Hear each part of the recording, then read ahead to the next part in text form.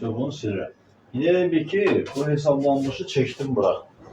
Excel kimi. Lövhə oracan getməsin deyənə silib çəkirəm.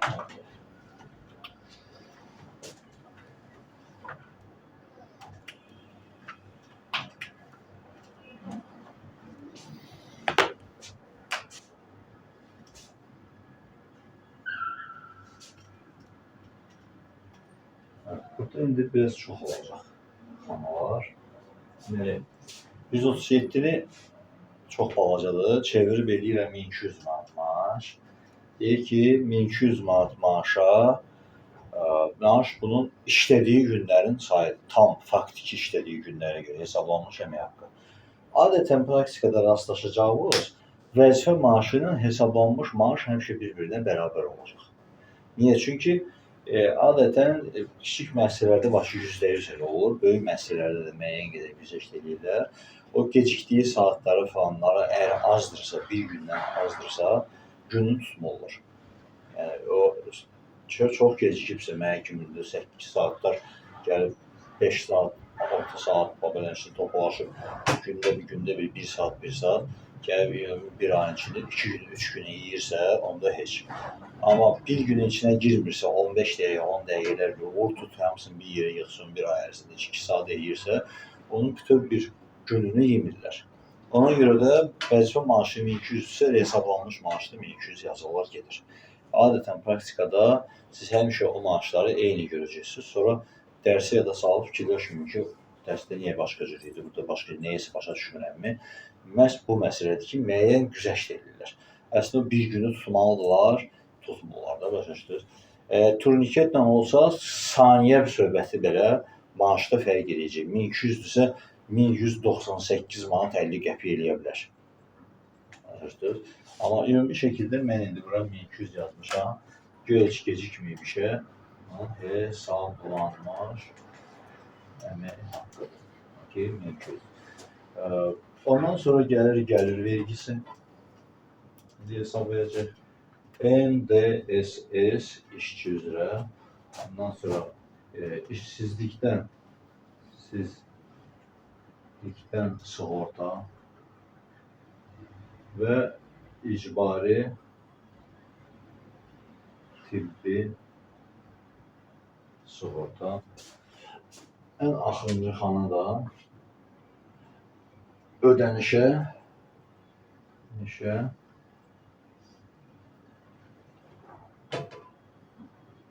təqdim olunan əmək haqqı. Ödənişə təqdim olunan əmək haqqı el arasında ələ alınan deyirlər, amma onu maaşı alan adamına ələ alınan deyirlər. Biz maaşı verən tərəfik. Ona görə də biz müdiriyyətin verdiyimiz cədvəldə ələ alınan maaş yazmıyoruz da, yəni çox qeyri-adekvat görsənir, ödənişə təqdim olunan, yəni biz ödəniş edəcəyik.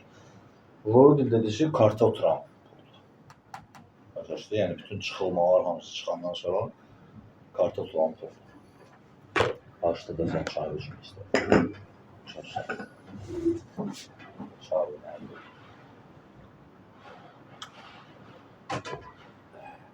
Stolu görüb ona görə yəni orada qoyub ki, görməsin olsun.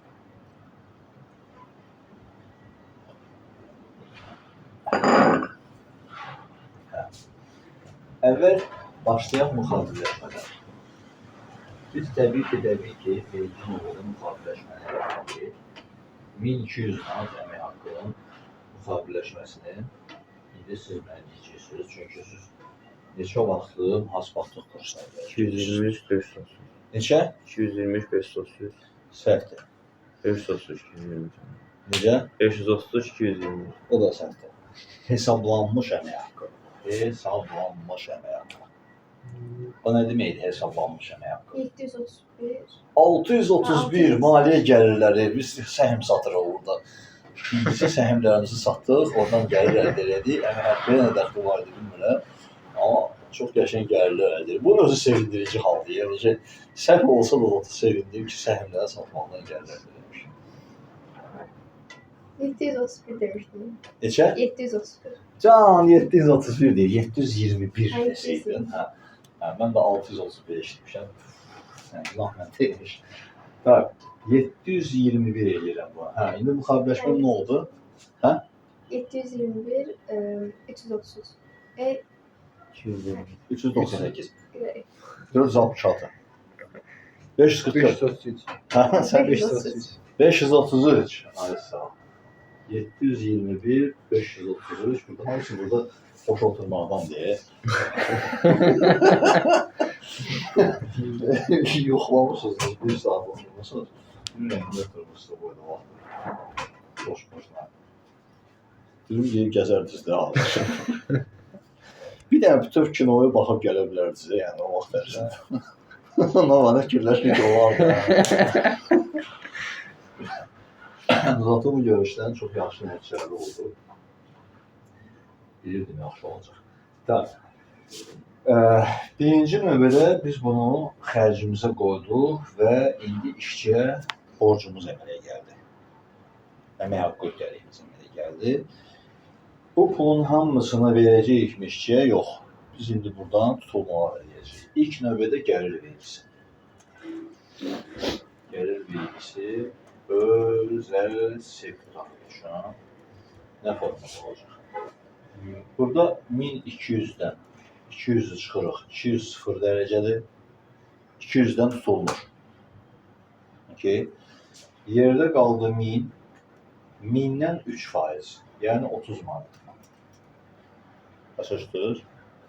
200 manatdan ümumiyyətcə vergi tutulur. İstəyir maaşı 800 manat olsun, istəyir 300 manat olsun, istəyir 10.000 manat olsun, fərqi yoxdur.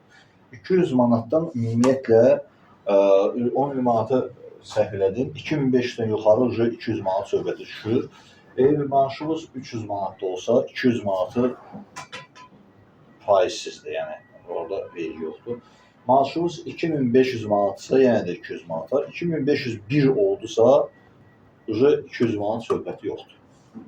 Okay. Yəni 200 manat və 2005-dən aşağı maaşda vergiyə tabi olmayan, vergidən azad olan məbləğdir. Oldu mu bu iş? Oldu. 3%də 30 manat. İndi bu 30 manatı mən nə etməliyəm? Maaşından azaltmalıyam. Çünki mən bu pulu ondan alıb verəcəm dövlət dayıya. Okay. Mən bunu dövlətə verməliyəm. Fatimənin maaşından tutub verəcəm dövlətə. Fatimədə nə qaldı? 1170 qaldı. Okay. Bu müxariləşmə də oldu 521. İndi elə burada 522 də olacaq.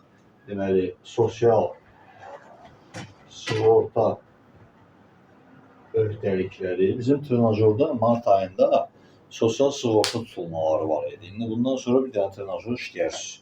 Bu gün heç evdə gedib məhz mart, aprel aylarından işləyərsiniz. ƏDV 50 sətr olan var ha.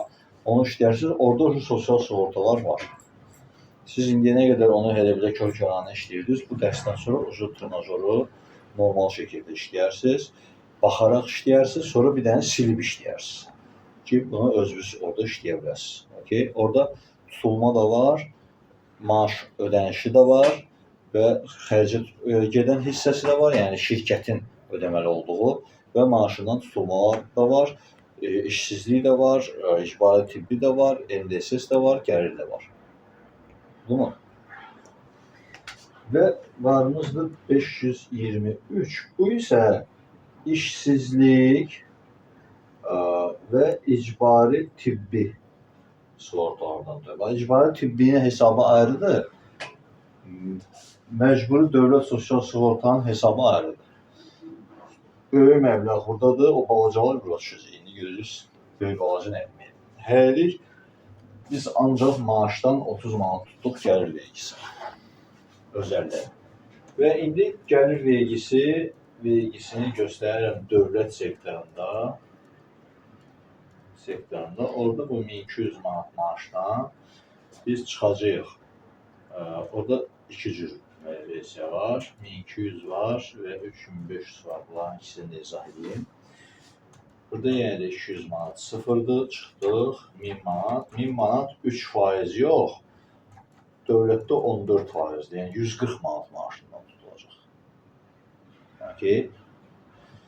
3500 deyilsə 2500 14%-dir. Yerdə qalan 1000 manat 25%-dir. Özəldə də var ha bu mövzu. Bunu deyim. Bu təzəlikcə qəbul olunub. 2500 3%-dir. 2500-dən yuxarı olan 1000 manat isə özəldə bu 10%-dir. Təzə çıxıb, bu il çıxdı bu. Qanun özələ tətbiq olunub, dövlətdəki kimi. Amma dövlətdə faizlər biraz yuxarıdır. Okay. Və necə hesablayırıq? 1000 manatın 25%-i edir 250 manat. 2500-ün də 14%-i edir, bu oxşarəsini bura qoyaq. 2500-ün 14%-i edir 350 manat. Razısınız? 600 manat dövlətdə gəlir vergisi çıxacaq. 600 manat gəlir vergisi qaldı 2900. hə? 2900. 2900. Burada da 1200-dən 140-a çıxanda 1060 qalmışdı. Dövlətdə bu formada olur. Özəldə bu formada. O mənim gəlir vergisinin pensiya kapitalına aidiyyatı var yoxsa? Gəlir vergisindən Pensiya kapitalına aidiyyatı var. pensiya kapitalına yox. Ancaq vergi. Prosto vergi verir, dövlətə vergi verir. Pensiya kapitalına aid olan NDSS-dir, işsizlik icbari. İşsizlik, əslində onun da pensiya kapitalına aidiyyatı yox. İşsizlik, əgər qəfil birdən-birə işsiz qalmısan, iş tapa bilmirsən, sən ən son o aldığın maaşı 6 ay müddətində dövlət sənə müavinət olaraq ödəyir. Bir, icbari tibbi sığorta, qəfil xəstələnmirsən, analizlər falan çox bahadır, onu icbari sığorta ödəyir, gelirsən istənilən xəstəxanaya və orada icbari sığortadan istifadə etmək istəyirəm deyirsən və tamamilə pulsuz müayinə olunursan, hətta əməliyyatlara qədər tamamilə pulsuz var Azərbaycanda. Biliyorsunuz, biz belə bir ölkəyik. Ona görə tez gedin xəstələnən faydalanın şeydən. Yaxşı. İndi gələcəm MDS-ə. Bunu bildik. İndi bir dənə sizə sual versəm ki, 3500 maaşı özəl sektorda hesablayın deyə bilərsiniz. Şahid sözü ilə çəkir. 3500-ün 200 manatını çıxırıq. Nə qədər? 200 manatını. Yox, 200 manat daha yoxdur. yoxdur. 2500'ün 3% hesablayırıq. Aha, 2500'ün 3% da 1000 manatda 10%. nə? 1000 manatda 10%. 1000 manatın da 10%. Düyünlər rəqəmlə.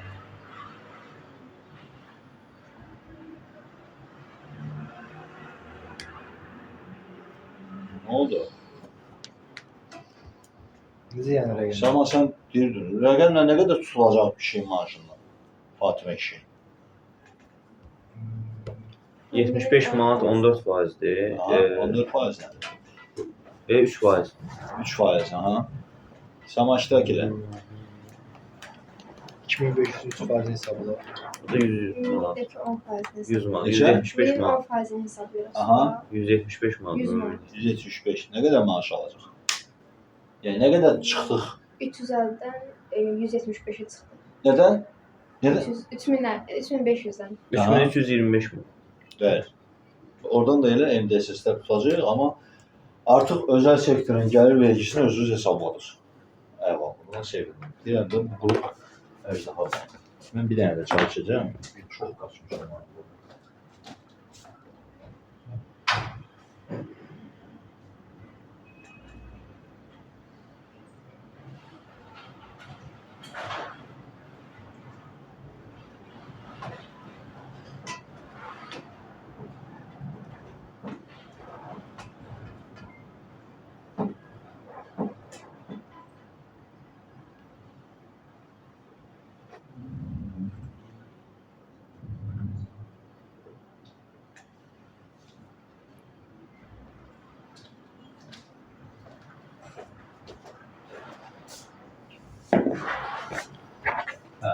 İndi NDSS hesablayacaq, onu da dövlət və özəli yəni nə deyəcək. NDSS məcburi dövlət sosial sığortası. Bu 25%'dir. Biləsiniz. Yəni maaş nə qədərsə, onun 25%-i dövlətin cibinə getməlidir. 1200 manatsa 4-ə böləndə 300 manat dövlətin cibinə getməlidir. Bir razısınız. 1200-ün içində 3 dənə 300 manat var da. 4 dənə 300 manat var. 300 manat 1200-ün 25%. Amma bu 25%-in hamısını Fatimədən tuturuqmu? Yox. Fatimədən biz işçi olaraq başqa məbləğ tutacağıq.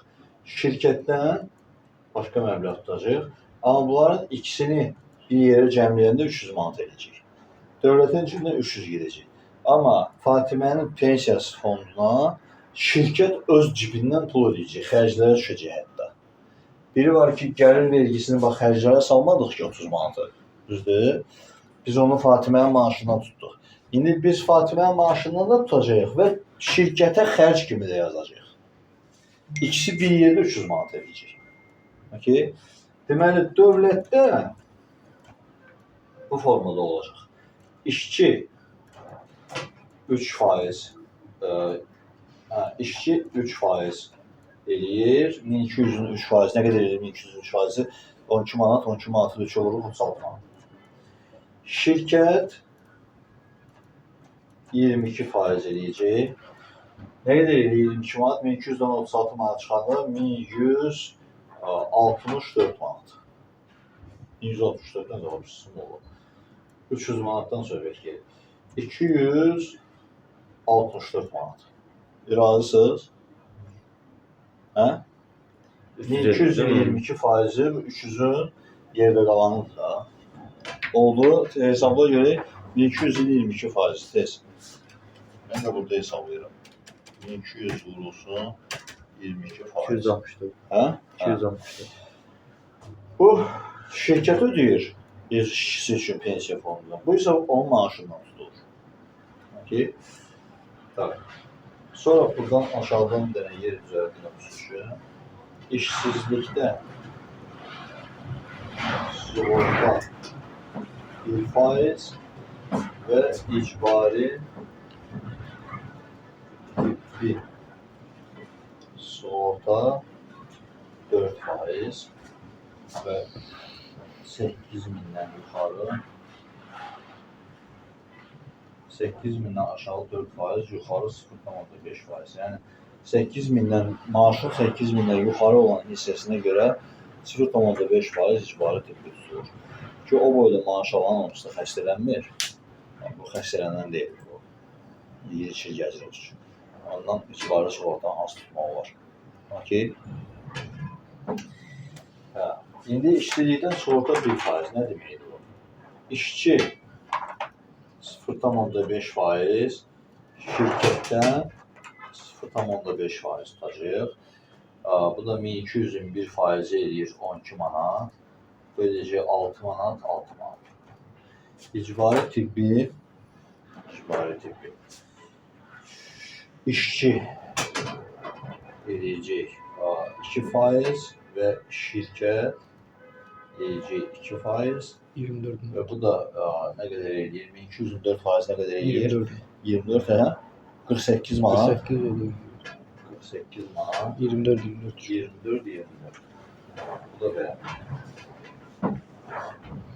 Bu dövlət sektorunda. Bunu bildiniz. Dövlət sektorunda nə oldu? İşçi 36, şirkət 264 ödedi, ümumi 300. Və eyni zamanda işsizlikdən sığorta da verdi, 24 manat da icbari tibbi də verdi. İndi silib özəli yazacağım, onu geçək şeklini.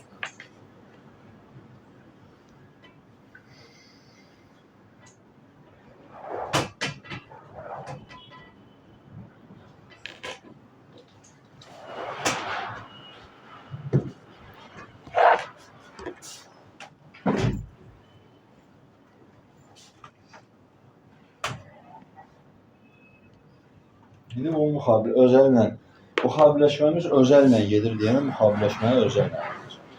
Sizə ev tapşırığını verəndə hesablayıb müxaviləşməyə də yazmanızı istəyəcəm bu dəfə. Əvvəlki imtahanlarda müxaviləşməni yazdırmırdım imtahanda. Sadəcə məsələni həll edirdilər. İndi sizdən müxaviləşməni də istəyəcəm. Yaxşı. Ona ayrıca bal verəcək. Bir tane. Getdik özəl sektor üçün işçi MDSS. Ya da belə yazaq. Ya da hə. Yəni yaxşı işçi sözü ilə başlasın ki, sizə qeyd olsun. İşçi MDSS. Burada bir dənə başqa qayda var. 200 manatdan az olanda burada 3%, çox olanda 10% mövzusu var. Şirkət, biraz bunu aşağı edeyim. Şirkət MDSS-də isə eyni ssenari, amma 200 manatdan aşağı olanda 22% edir. Bu ikisi bir yerdə 25 edir də, bayaq tutdunuz da söhbəti. Düzdür? İndi 200-dən yuxarı olan hissədə də 25 olmalıdır deyənə, burada da 15-10 elədir. Maaşımızın 200 manatdan çox olan hissəsi 15-10'dan gedir, az olan hissəsi də 3-22 ilə gedir. Oldu? Güzel. İndi bunu hesablayalım. Deyək ki, 1200 maaş var, 200 çıxdı, yerdə qalan 1000 manatın 10%-i 100 manat və bu 200 manatın da 3%-i edir 6 manat, bir yerdə 106 manat. 106 manat. Bu pul işçidən tutulan puldur. Bayaqkindən biraz çox oldu. Dövlətdəkindən nisbətən daha çox oldu. Fikir verdiniz. Özəldə vergi azdır, 30 manatdır. Amma sosial sığorta çoxdur. Dövlətdə vergi çoxdur, 600 manat çıxmışdı bayaq 2005-də, bu bursunda da 140 çıxmışdı. Amma sosial sığorta azdır. Böyle bir kompensasiya edilir. Bu 106 manatın müxaviləşməsi. 106, 522 gəldi, 106 düşdü bura. Və burada da oldu 533, çünki bu 106 manat maaşından tutuldu Fatimə. Onu Fatimə cibindən ödəyir, öz maaşından ödəyir. İndi gəlir o hissəyə, hansını ki Fatimə ödəmir, şirkət ödəyəcək. O da xərcə düşəcək. Maaşdan tutmayacaq bu hissəni, hansı ki şirkət olursunuz. 1200 çıxılsın 200 bərabərdir 1000. 1000 vurulur 15%, 150 manat deyib 160 yazmaq istəyirdim. Bu 200'ün 3%-i də elədi 6 manat və bunlar bir yerdə 156 manat. Bu 156 manat, bu da 522'ye gedir. 156 manat. Amma burada getdi xərcə. Oldu mu? Hə.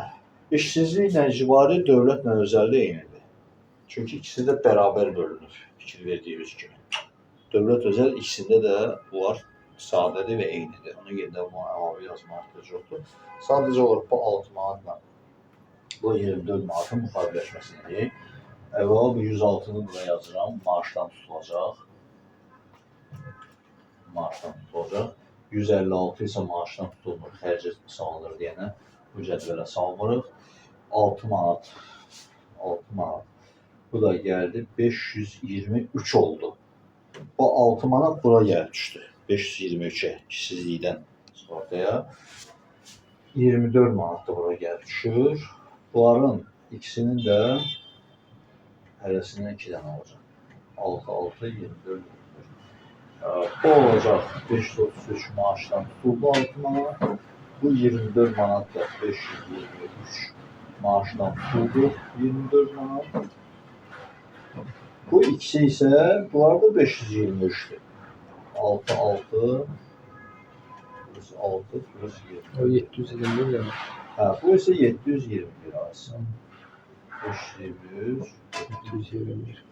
Yani bunun müxaviləşməsini edə bilirsiniz. Vəbşə tam əjdaha susucu verəcəm ki, əmək haqqında sizə çox səhv edəcəksiniz. İndi işsizliyin icbari tibbini də yerinə yazaq. İşsizlik 6 manat, icbari tibbi 24 manat maaşdan tutulmalıdır. Cəmi maaşdan nə qədər tutulur? 30 Bir dənə də 30, 60, 166 manat maaşdan tutulur. 1200 maaşdan 166 manat tutanda nə qalır burada? 1034 manat. Razısınız? Bu karta oturacaq. Karta oturan maaşı belə hesab olacaq.